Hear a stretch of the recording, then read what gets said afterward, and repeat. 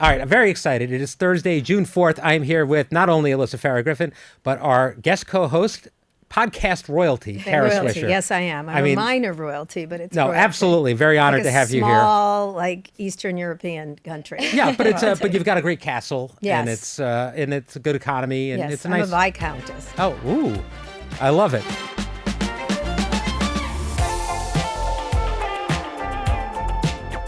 What would you be? You'd be princess. I would strive to be princess. Yes. Yes, yeah. I'd be a jester of some kind. But let's get into some of the things we talked about on the show today. Kara, you said some things that I wanted to dive a little bit more Sure. into. You mentioned the fact that a lot of journalists, after that Trump attacks publicly, he then kind of calls them on the side. All the time. Have you seen this personally, or you just hear the Yes, stories I was of at it? dinner. I shouldn't do it because it was a very well-known White House reporter, very well-known. He's a very good friend of mine. And she had been attacked by Trump by name and making up names about her. Like he does that. He makes funny, weird names like the nicknames. Democrats or whatever. And I don't know. I don't even know her. Like that was the thing. And the phone rings. It's Donald Trump. And it was like essentially a hey girl tone. Like he, I'm familiar with it because like a lot of people who attack me then call me or text me. Not everybody, but a lot of the times there's a lot of performative nonsense. And so he is, what it is he's so desperate for attention. And he is, I have to say, an A-plus student of media, right? That's the one thing he's really good at. Yeah. I one time did a column where I called him the world's greatest internet troll, and he's very good at it. So is AOC. There's a lot of certain, Tellerico's good at it. There's a bunch of them. And he's one of the best. And so I knew he has to get attention, and he, of course, strives to focus in on New York media particularly. But television media is the same thing. And Caitlin, I think he has, I don't want to say affection because it's something weird happening there, but he admires her in a weird way. The thing, one of you said it at the panel today, but the most shocking thing about it was unprompted. It came out of nowhere. She hadn't even asked the question yet. Because he's looking at, a lot of things are in his eyesight, right? And she's off. She puts herself in her, as she should, as a broadcast journalist.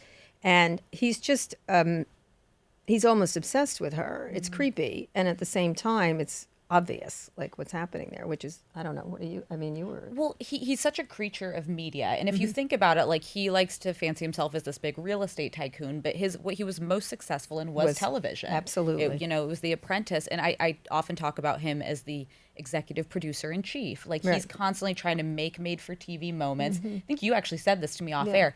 The back and forth with the reporters, he actually likes that. He likes to look like I stuck it to the mainstream media. But I think he actually likes it. Yes, he really does. But he also needs them. He wants to get his stories out there. That's why he goes to them. That's why he's calling them. I doubt he's calling the, My Pillow guy, but he's calling John Carl. Why would you calling want Maggie suck-ups? Haberman? Yeah, why would you want suck-ups at all? They don't help you. And he doesn't respect them. That's the thing. There's a need to be liked.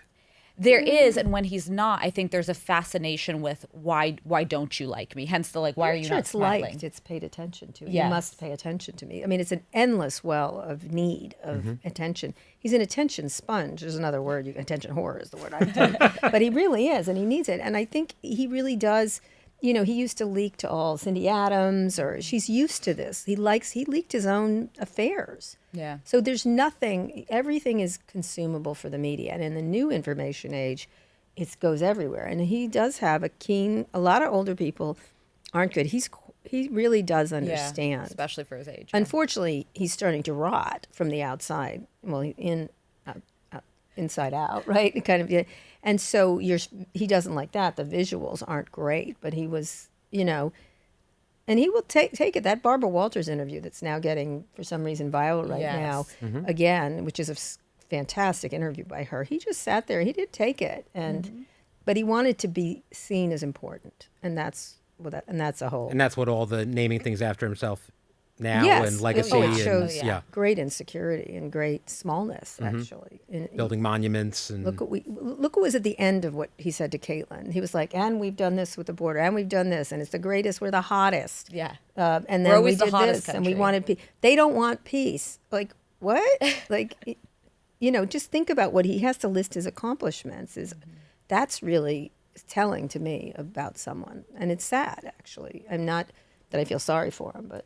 Well, there is something lost with him that most presidents before him, monuments built to them, were not built by the men themselves. They No. were built through Congress to honor Right. them. And I feel like he doesn't He get knows they're not going to. correct. So he's got to build them He now. knows they're never. He's not Reagan, by the way. He's not Reagan, and Reagan was a very different president. And you could have criticism about Reagan, but he was a very different president. Was interested in service. I didn't agree with him. The AIDS stuff was appalling, but I mean, from the inside, he's much more self-deprecating.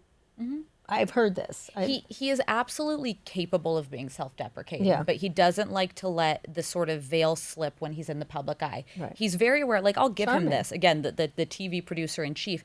He changed the lighting in the press briefing room. That got like no attention, but Right, that whole lavender. backdrop is changed. It's better lighting. He's very aware of what looks good, what sounds good, what to him is perceived as tough. That is important to him. And I do think when it comes to women and why he tends to attack the female journalists more is he feels like he looks weak when he's really having it stuck to him by a female reporter grilling him. Right. It's something that like just gets right to the core of who he is. Right. But I want to ask you about something you said. You mentioned Because I think, from what I understand, he sort of used to get the joke, and now because he's so surrounded by sycophants, he now believes the joke, right? I think that's true. If that makes sense. I think previously when you talk to people, he kind of was in on it, and like he knew, right? Yes. Now it's not, because of this constant sycophancy, which is a real problem for him. I think that's right. But you mentioned that a lot of times Trump supporters like want to sit down with you. They want to get lunch do. with you. That doesn't surprise me at all. But why do you think that is? And how do those conversations tend to go? Because right now, it started about 8-9 months ago, and I knew the jig is up. They know it. Everybody knows it, right? Because it's going down. And I had articulated that. I had articulated, like, you're seeing signs of weakness very clearly. And they're small signs, but everyone's like, he's so strong. I'm like, is he? There's a lot of little moments that I had predicted polling dropping through them. And Scott disagreed with me. It was interesting. And one of the first indicators was these Trump people reaching out. And I was like, oh, they want to do their, now, Vichy France is almost over, and therefore we must talk to the allies. We must get in conversation with the people who are going to come and hurt us later. And so you see that, and it starts with the reasonable people, right? And you know who they are, right? Who behind the scenes, by the way, the whole time, they insult him to me. Like, I just want you to tell you, I think he's an idiot. And you're sort of like, get the hell away from me. Like, how dare you? And so that it starts with them, but it gets to a level where they know what's coming, and therefore have to show up in places because they know what's coming for them. So they're trying to protect themselves, Oh, future-proof absolutely. themselves. Is basically I just what's want you to happening. know, I don't think he's great. I don't agree with him on, killing people in Minnesota, or I don't agree with him on what he said about that and the slush fund. Like, it was before that. It was stuff he was doing previously. I mean, it adds up for so much. I mean, are there true believers in everything he does? Yes. Yeah, there absolutely are. Marjorie Taylor Greene was one. She was, and now look. Well, it's- why yeah. is she so vehemently against it? Because she was a true believer, right? That wasn't a lie. Neither Massey, I don't think. Yeah. Right. They really believed it. I mean, they're suckers because and I think they're the ones where the numbers you're starting to see real weakness in it. But the others would abandon it. The way the Trump administration is going to collapse is going to surprise people. This is my prediction. Because J.D. Vance has the charm of a Cybertruck, and he is just not going to be able to hold them together. The only person who actually would be an interesting person who I think, whenever I say it, people laugh, Tucker Carlson, I think, has great appeal. It's come up a lot. It's Great appeal. It's remarkable how he resonates with people. I find him so deeply off-putting. A lot of people who knew him back in the day were like, we don't know what happened to him. I knew him back in the day too. Right? And, It's very funny, very educated. he wanted to be George Will. He wanted to be a thinking man's conservative, and I just can't imagine what Tucker 15 years ago would think of who he is today. Well, that Stewart encounter, that Jon Stewart was it broke a moment. him. It broke him. Yeah. It did. But I have to say, he's, at first, his first online stuff, and I watch people's online behaviors and stuff, was weak. It didn't work. He was in that weird room. But he's really getting, any stupid visit to Russia, he looks like an idiot. Yeah. And but he's honed it. I look at all the right-wing stuff everyone's like, why do you watch it? I'm like, because I'm watching what they're doing. Yeah. And so, Megyn Kelly's another You need good to know what's example. out there. You not just to know what they're saying, but how they're doing it. They also like to clip our stuff and Oh yeah, I'm always Yeah. on. Yeah. You guys are on Megyn Kelly. I am too. Exactly. At So, some but that point, drives it. Yeah. I have to say, I talked to her about doing podcasting when she got fired, and we went out and talked about it. And she's got some skills, right? It's just that she has to rage against women, and so I get on there a lot. And so finally, when she keeps attacking me, which is tiresome, like it is, and I attack her too, so it probably is fair. But at one point, she was doing it some dumb thing, and I said, it's never going to happen with us, Megan. And slow down. And slow down on that. Amazing. All right, But well, I have to say, she's very popular. no, she Yeah. is. She absolutely is. She was a guest on this show after. And good at what she does. I want to change a little bit here because you said something else yesterday on the show that resonated with a lot of people, and I think it spoke to a fear a lot of people have, the idea that Republicans are priming in some way to come after gay marriage. Yes. Some folks think that that's an overreaction. It's No. never going to happen. Tell me why you don't think so. I've said it for years because I understand their tactics. I spent a lot of time on right-wing media, just to like the focus on family, everything else. They have a playbook. They have never recovered from gay marriage winning. Like they have never recovered from that. And that is one of the I always look at what are the pillars of people's things. And when the Epstein stuff, when Elon tweeted that Epstein thing, I went, uh-oh, because this is it. And it's at the pillar of QAnon. It's the pillar of MAGA, Epstein. And everyone's like, oh, it's going to go away. I'm like, this is not going away. If you pay any attention to those the message groups or any of their media, it's right at the center of it. This is also at the center of it, is gay rights. And it has to do with women. Anti-gay is a version of misogyny in some fashion, especially focused on men. But it's really, I always thought the minute it happened that this is what they had to get rid of. And it's very resonant within an ever smaller group of people, but they were going to seek to get the acceptance down. And of course, the New York Times' new polls are showing that Republicans, the first down, it was up to the right? Now there's a slight downward. It's not due to Democrats, it's due to Republicans, because these messages work. It started, when they started going after trans people, I'm like, oh, this is how they're going to do it, because there's a discomfort among some people, and people they don't know what to think. Especially if you live in small towns, you're like, what? Most people live in a city are like, oh, whatever, like what happens? But you're not used to it, and so they're very easy to propagandize or demonize in some way. And so what they were doing was they went for trans for the bathroom, and the bathroom didn't work because everyone's on a plane, and everyone's. It just was like, no one's coming to get my daughter in a bathroom. No man dressed as a lady. You know, that kind of, like, that's how they think. I don't think like that. So that didn't work. Sports worked. Yeah. Even if it's totally small. Like, even like my mom was a Fox News watcher, was like, trans fencers, Kara, it's a big issue. And I was like, oh, come on. Fencers is a small number. That's And what then I the said. trans Right. community, Is it like one person? I'm not concerned. I would Like, be shocked if there are two. but that was it. It worked. It eats at you, and if you have that kind of mentality. And of course I was like, this is ridiculous. But then I was like, you know what? It works. Like, and I, instead of being angry about it, I was like, why does this work? So sports worked, and you can have a legitimate debate about this issue, but then they uglify it, right? Away from let's think and talk about it and figure it out. And then they uglify it and make it bigger than it is. Yes.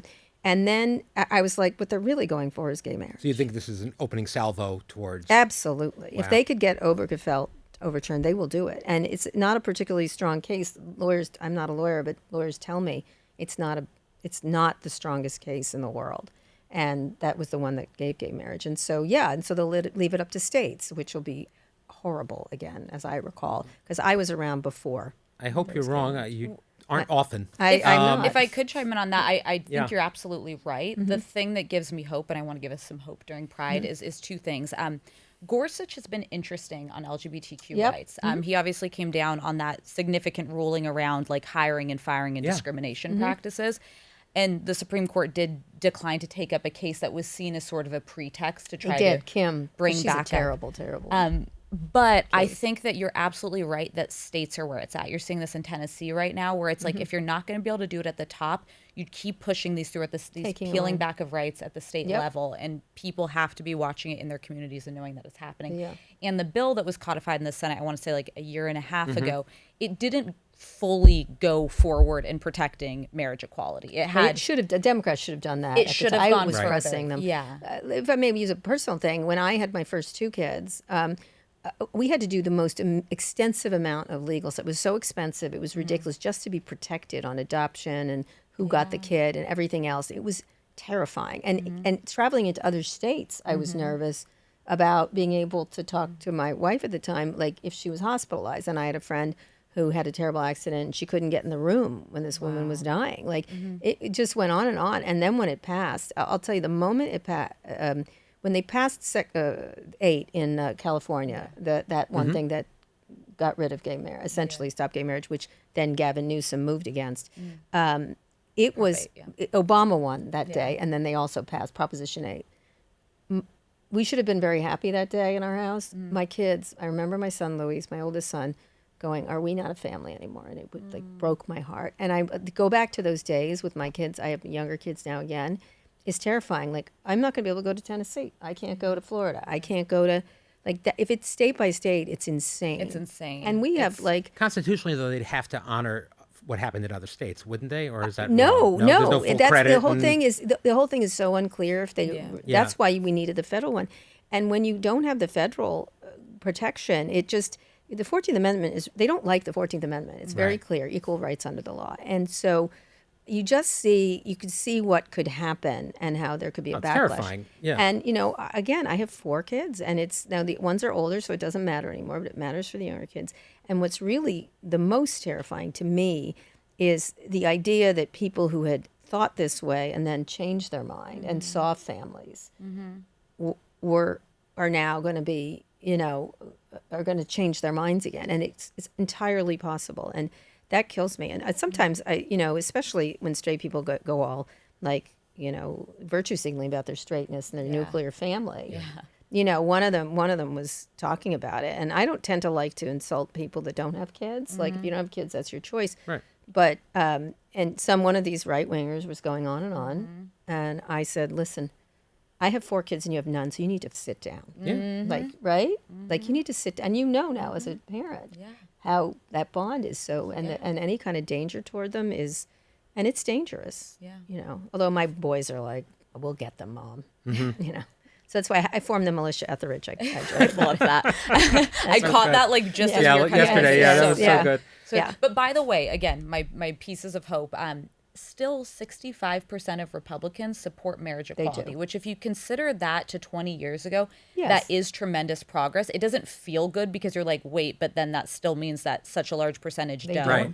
But I do think seeing it in culture, knowing people in your own life, having family, it changes people's hearts. And, like, we can't stop talking about it, because if people just take for granted that it's, you know, it's settled, it's the law of the land. Familiarity doesn't breed contempt. It breeds, you know, love. And so I do think people like it. I'll never forget my son. We were traveling into one of these states, and we were sitting on a couch somewhere, the 4 of us, and this couple didn't quite understand who we were, like, didn't understand what was happening, that we were too, because they kept saying mommy, mama, kind of stuff. And this older woman was looking and was not getting it. And my son, who was 7 or 8 at the time, my oldest son, goes, "Mama, mommy. Mommy, mama," and looked right at her. Right. You got it, lady. Got it, lady. And I was like, I love my kids. They're the best. That's amazing. The kids aren't going to put up with it. That's right. True. The next generation. Younger people. I want to change gears again to something we were talking about on the show a while ago that I also heard you talking about on your podcast. It was when Mark Cuban came out. I heard you. Yeah, you heard of us doing it too. We had a big conversation at the table about it, and a big disagreement, where he supported Trump RX, and there were people at our table that were very unhappy with Mark Cuban standing behind Donald Trump. I think Joy said, you know, you lie down with dogs, you're going to get fleas. I know. But at the same time, others, including Alyssa, were saying that this is very important. It is. is. I know somebody who's paid attention to what's going on, knows Mark well. Tell me your thoughts on this. Well, right when it happened, I texted him. I said, "You got Gretched." You know, remember Gretchen Whitmer? And he goes, laugh out loud. And then he said, "If you think I'm going to not go there and get in this exchange because it's critically important, just so I look good, is not going to happen, because he's bringing price down." You know, some of these drugs are $2,000-$3,000. He's gotten them to $17. Yep. So I think the mission is the most important, and I think it's a mission. It's not like the other tech bros are just trying to get tax breaks and all manner of stuff for themselves. He's trying to get lower prices. This is a genuine thing for him. That's one. Number 2, Mark doesn't care what anyone thinks of him, ultimately. And if something's working, he will embrace it no matter what. There's no way around Trump on this issue. And to get in that, essentially, Cost Plus controls that exchange now. It's like 550 of the 600 drugs in it. And so they control that. And Today it's called Trump RX. It's not going to be called Trump RX in the next any administration. They're going to change the name. It'll be USA RX or something like that. So that's one. And two, look, there's nothing you can do when you're standing there. Everyone's like, he should have said something. I'm like, really? Grab the mic. Grab the mic, like, or just made a face. Like, what's the point of that? Would have been self-indulgent on his behalf, and or flounced out. It's just, there's no choice for him. He is working on this thing, and people are mad at me when I said it. I'm like, like Kim Kardashian, she had to go up there and get the thing. She just, you have to go there if you want to get it, and he's in the way.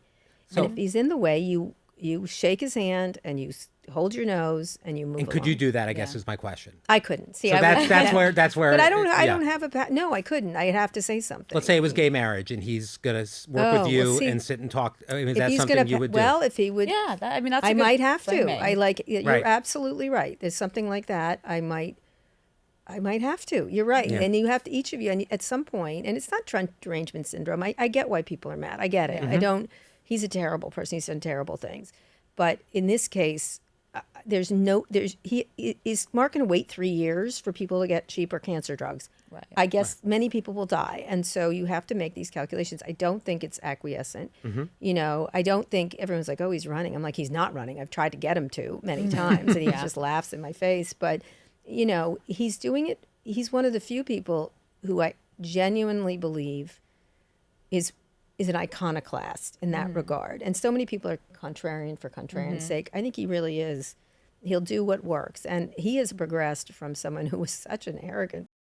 He and I used to argue about, to someone who's really just become a really interesting character. I don't think he threw Kamala under the table. He supported her. Yeah. And I suspect he had issues with lots of different people. Well, he supported Nikki Haley first. This is a very centrist person who, by the way, I think is he's one of those people, he just wants to see things work better. That's right. And when he feels like he has a solution that's going to help more people, I think it too often is framed as it's giving a win to Donald Trump. I'm like, no, it's giving a win to people who are getting lower cost drugs because of this. And I don't think there was anything he could do. The same thing with this White House Correspondents' Dinner thing, that they were going to show up. I even was like, I'll pay for these scholarships at this point. Yeah. If you will stop doing this dumb dinner. But I think, I covered it as a reporter at the Washington Post when I was a kid, and I hated it then. I thought, this is ridiculous. Why are they doing this? Why are they dressing up and socializing with people they cover in this way? It does feel conflict of interest. Gross. Yeah, it was gross.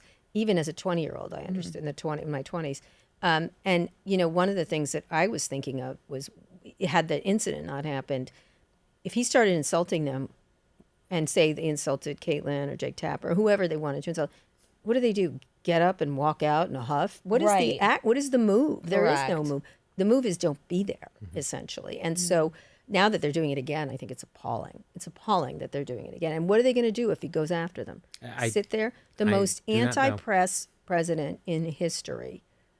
And that's saying a lot, by the way, because Nixon's there and a bunch, and John Adams didn't do so well on that topic. I don't believe they're sitting there. I wouldn't sit there.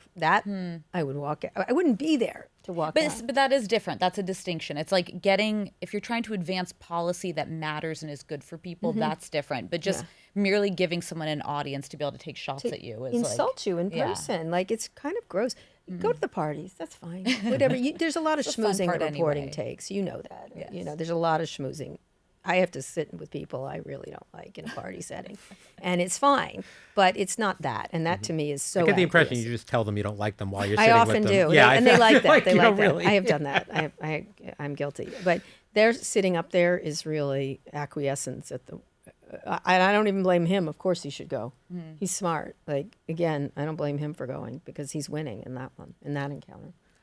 Can I ask you, how do you think, there's been some criticism from myself and others about Democrats not being able to seize the moment when Trump is so historically unpopular. Yeah. There is so much to go after him for.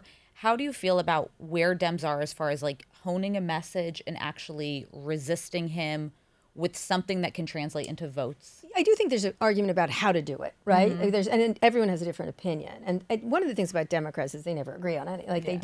Republicans get in line and Democrats get out of line. And I remember being invited by Nancy Pelosi to talk about digital issues many years ago from at one of their offsites, right? And I was just saying, look, digital's happening, kids. The only person here, and she had just been elected, is this AOC lady. You need to pay attention to her because she's fantastic. Otherwise, nobody was doing anything effective. And so You know, and it was such a raucous group of people. And my son, who I brought my second son with me, and he's like, he asked her, like, these people really don't get along, and she's like, yes, you know, and it's true. And I think what is the message? My feeling on it is embrace that kind of we don't agree kind of thing, which is a good thing. So you have Mickey Sherrill, who I think is a very talented politician in New Jersey, who's very different than well, they're similar, actually. Abby Spenberger, her is similar. But then you have Mamdani, then you have Newsom, then you have Pritzker, then you have Andy Bashir. Like, why not say, you know, we contain multitudes. It's okay. We're going to do. I don't know if there is a unified message. The only unified message is affordability. Why are we in Iran? Like, why are we spending money when you can't afford groceries? And this friggin' family is the mobsters. Like, I think that's an effective message. I think that breaks through. And what are they hiding in the Epstein files? What are they hiding? What are these rich people taking all the things from you and not demonizing being wealthy, but these people is a really effective thing. I think ultimately, when you said centrist, it's interesting. I don't believe in centrism. I don't think there is such a thing. It's like vanilla. Like, what is it? Like, what is the center? And besides, I don't think that's a very compelling thing. And I don't think the far right or the far left are compelling either. I think most people agree on lots of things. So what is that? It's the reason. It's not the center. It's something else. It's it's commonality. I think we should come up with new words, because center means you're a little acquiescent. Center it makes it seem like you haven't made up your mind. Right, exactly. Like, what does that mean? Independent is a better word. I agree. Like, people are often surprised when I express, say, I wanted to be in the military, and I couldn't because I was gay. And I love the military. I'm very patriotic, and people are like, oh, how can you be the way the country is? I'm like, I know what it's done to gay people. I know it's done to black people. I know what it's done to Japanese people. I'm very aware. But at the same time, I'm proud of a lot of it too. Like, and so you have to be able to contain multitudes. And I think that's the message of the Democratic Party, especially when there's a cult happening. The Trump cult is really a cult. And the minute you get out of line, like Marjorie Taylor Greene or anything else, you get like killed, like essentially. And listen, do I agree with Marjorie Taylor Greene on almost anything? No. And she always pops out with an anti-trans thing, right? When you think, oh, good. Just when she's, I know. No. This close to, right. And or dabbles in anti-Semitism. But why not don't do it. come together on the stuff you agree on and then have a good fight about the other stuff, right? And I would rather do that than, I just think centrism, it doesn't appeal to me. I love what you just said, though. I think that's so smart about, like, we contain multitudes. If Democrats can really do that, like, we are the big tent. They're the ones who, it's this narrow, you have to be fully with us or you're not with us. Right. That has legs. It's also hateful and non-joyful. I think Kamala did have something on that, the joyfulness. The joyfulness, Like, oh my God, life is hard enough. Do we have to hate each other too? And I do think people are coming. You can see it, you know, that whole dunking culture online that happens, the polarity of it. It's just, I'm not that. Like, I'm not this, I'm not that. And one of the reasons I have to say that Pivot is so popular and so high up, like in the news division, we're often in the top. We're always in the top 10 essentially, but we're surrounded by like Megyn Kelly and Dan Bongino. No, you're the one that's not that. Well, it's Pod Save America does well too there, and so does the Daily, but in the news category.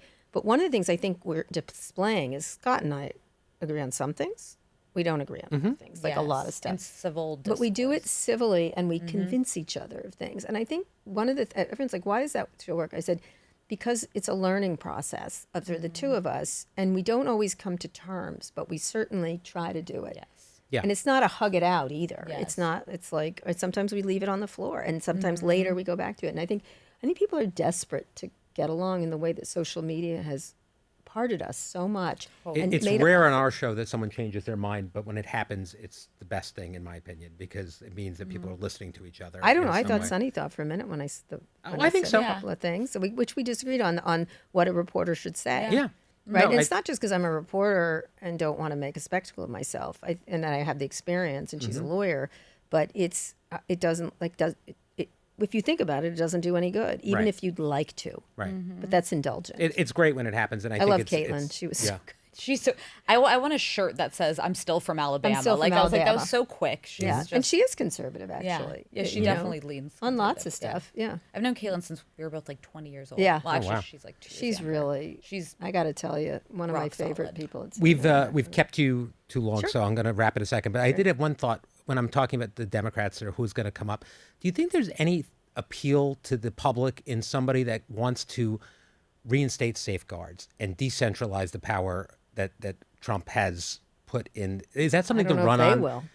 Yeah. I don't know if they, once you get that power, why That's not the scary keep it? part. Like, yeah, that's the thing. That, you know, one of the issues around Trump is, even though it's obviously a move towards authoritarianism, he's incompetent. He surrounds himself by incompetence. And so, but someone who's not incompetent, that would make me scared. He's competent enough, I'll tell you. I don't know. I'm interviewing all the candidates, the Democratic candidates, and each of them, like, if you could build someone out of a bunch of them, that would be great, in a lot of ways. Does anyone jump out at you? I know it's early. It's early. For some reason, I keep focusing on Pritzker, although the wealth is an issue, and I think he's very self-deprecating. He's very fun. When people don't know him, I think that's the issue. I had not known him, and I spent a little bit of time with him, and I thought, interesting. He's been a guest here, and that was my takeaway too. He's very interesting. There's and I a wanted lot to know more about him. Once people get to know him, I think that, you look at Andy Bashir, I was like, oh, he seems so dull, but maybe not. He didn't, with due respect to Andy Bashir, he didn't set my world on fire. I think I've heard so much hype. I think people are so desperately trying to recreate Bill Clinton, and he didn't quite have the Clinton gravitas. He'll be back in the fall for his book. So. Right, yeah. No, but I don't know. Like, people develop, right, over time. That could come with time. I don't know. It's just very unclear. Gavin has a certain things, but you have California around his neck, right? And Josh Shapiro. which is the obvious thing to say, though very talented politician. You look at, I like governors. I like a governor. I totally just agree. like a governor. And I think about, that's the most, or a mayor of a big city, things like that, like those kind of things. I do think AOC is a more compelling character than you all think. I know she's too left. Agree, she's too 100%. left. I'm like, she not for isn't. Alyssa, but I think she's not. She's watch her move. Oh, by the way, I think she's brilliant. I think if you watch her 8 years ago compared to now, there is such tremendous growth. Like, she is making moves, she is doing things. I would offer a name, though, John Ossoff. David Axelrod keeps hyping him. God, is he glowed up. Let's objectify him. But the more I hear him, I'm like, there's a quality there and an ability to land a point in a way that just anyone can understand and breaks through. He has glowed himself up in physical ways, and the shirts. It's so obvious what he's doing. Yeah. But he's a handsome man, and it works. It works, and he's got a great on point. You're right, John Ossoff. I have not interviewed him yet, but he is really interesting. And Georgia's an interesting state. I do, and also I do think Tallarico is fascinating. Yeah. On many levels, only because what is I always look at what's appealing here. What are people being attracted to? And he's got a really nice message. And one of the things I call him is Baby Jesus. I'm like, Baby Jesus is really great. Like, and I met him in Austin, and I called him Baby Jesus, and he's like, oh, I wish you wouldn't call me that. And I said, well, I could call you BJ if you want. And he's like, no, don't call Baby me Jesus. that. We'll go with Baby Jesus. But my favorite part is, like, they try to make him soy boy. It's low so T. Oh my God. They're talking about themselves. Every accusation is a confession with these people. They're talking about their own tiny penises or something. What confident man has ever sat around talking about, like, his concerns over another man's testosterone? Like, that does not exist. No, exactly. So what's really interesting, calling him that, and then he comes out with, like, the hot, shouldn't objectify a woman, but she's fantastic. Yeah, she's like, gorgeous. Objectively, wow, impressive resume, and you're like, you idiots, didn't you even check? You didn't see the trap I was like, laid. the New York Post thought that it was, like, dunking on him. I was like, that he has a hot girlfriend? Like, we're really doing that? Right, yeah. But you don't know. They might have stuff on them. They have stuff on, look, Plattner's. Everyone has hair on them. Yes. And apparently that's so. what I'm waiting for in that race. Because, what's his name? Paxton, who's just the Cornyn folks were saying that they had a lot of ammo on Tallarico. I don't know if that was just bluster, but I bet. Everybody has ammo. Yeah. The question is, does it work today anymore? Trump has given everyone permission to be awful. Yeah, we don't care about affairs anymore, those kind of things. I wonder if it sticks with other people. I don't know. Let's look at Plattner. We'll see. All right. Well, listen, thank you so much for your time. Thank you. Obviously. Love your set. Thank you. I love it too. Yes. I hope we compete in the Webbies. You'll lose to me. I will lose to you, but it's there for those who haven't noticed. Our Webby has arrived. Yeah, it's exciting. springy. You can put food in it. Exactly. My wife asked if it goes down the stairs in single or in pairs, like a Yeah, slinky. but you can put stuff in it. It's really nice. Oh, yeah. What do you put in yours? I have so many, Yeah. Socks. We're on our way. Well, we'll probably submit this episode. But thank you so much for joining us. Thank you can you. catch Kara on and Pivot and her CNN series, which is Kara Swisher Wants to Live Forever. It's the #1 show in the app now. Absolutely. And I hope you do. And thank you for joining us. And then let's see, is that it? That's it. So we will see you next week here on the podcast. We got a live show tomorrow. Anna Navarro's back, and we will see you then. Wow, great. Behind the Table is executive produced by Brian Teta. Supervising producers are Nathan Getty and Summer Shake, with associate producer Emily Darcy and editor Brian Davis. Our director of publicity is Laurie Hogan, and our senior manager of production operation is Enza Dolcenini. From ABC Audio, Trevor Hastings serves as senior producer, with director of podcast programming Josh Cohan.